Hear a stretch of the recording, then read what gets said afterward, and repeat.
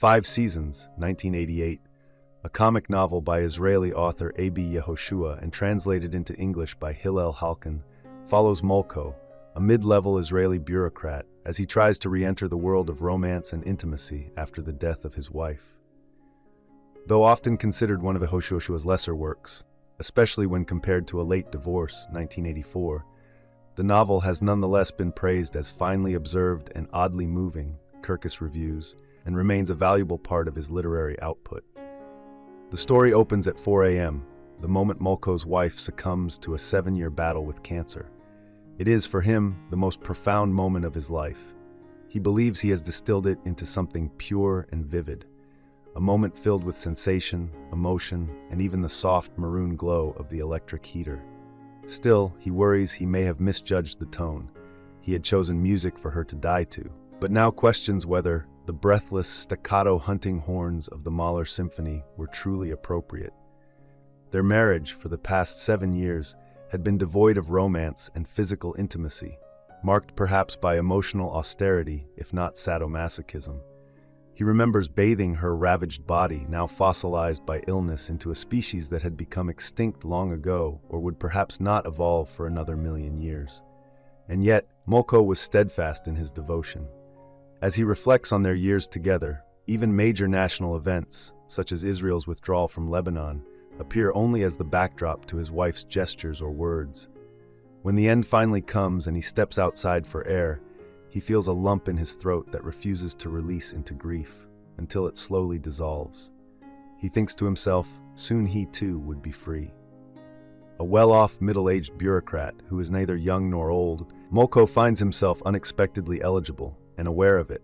He even confesses that, in recent months, he has considered a female colleague, a legal advisor in his office, as a definite post-mortem possibility. Unmarried women begin to take notice of him, even at his wife's funeral. During the mourning period, he receives visits from women offering consoling hugs and kisses. Within weeks, a local matchmaker calls with a proposal.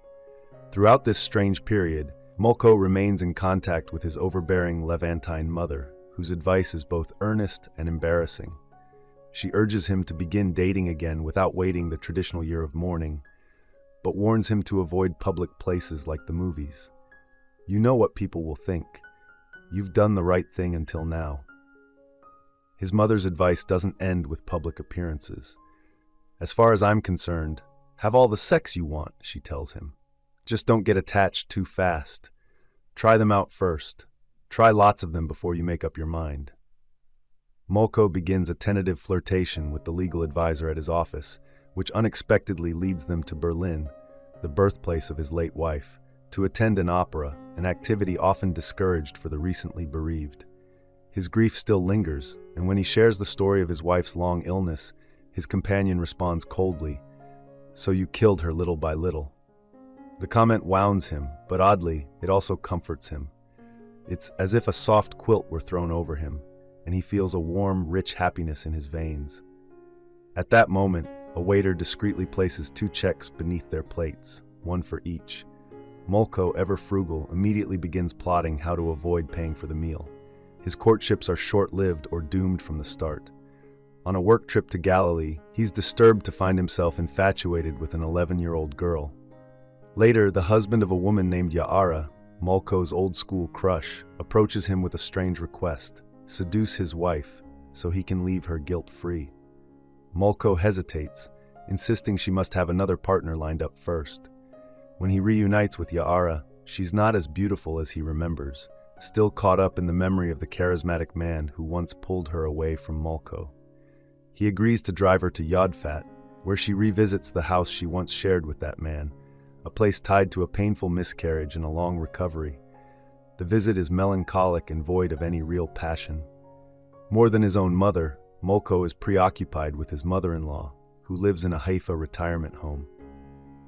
He's especially drawn to the 5th floor, where the terminal patients await death.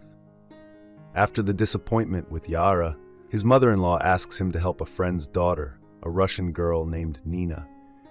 She's warm and physically affectionate, but they share no common language. Molkho's attention shifts now and then to his 3 children, whom he refers to impersonally as the schoolboy, the college student, and the soldier. A less than ideal father, he mostly nags them with anxious concern, until one day, the schoolboy goes missing. For a day and a half, Molkho is overcome with panic.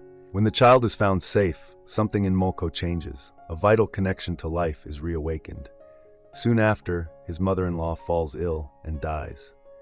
This time, Molkho watches himself move through grief with unsettling detachment, aware that he's lived most of his life as a passive observer. In the final chapters, he takes on the responsibility of escorting Nina back to Russia. As the novel closes, a glimpse of genuine personal freedom begins to emerge for him, a future no longer dictated by duty, grief, or guilt. Thank you for watching. If you enjoy this video, leave a like and subscribe.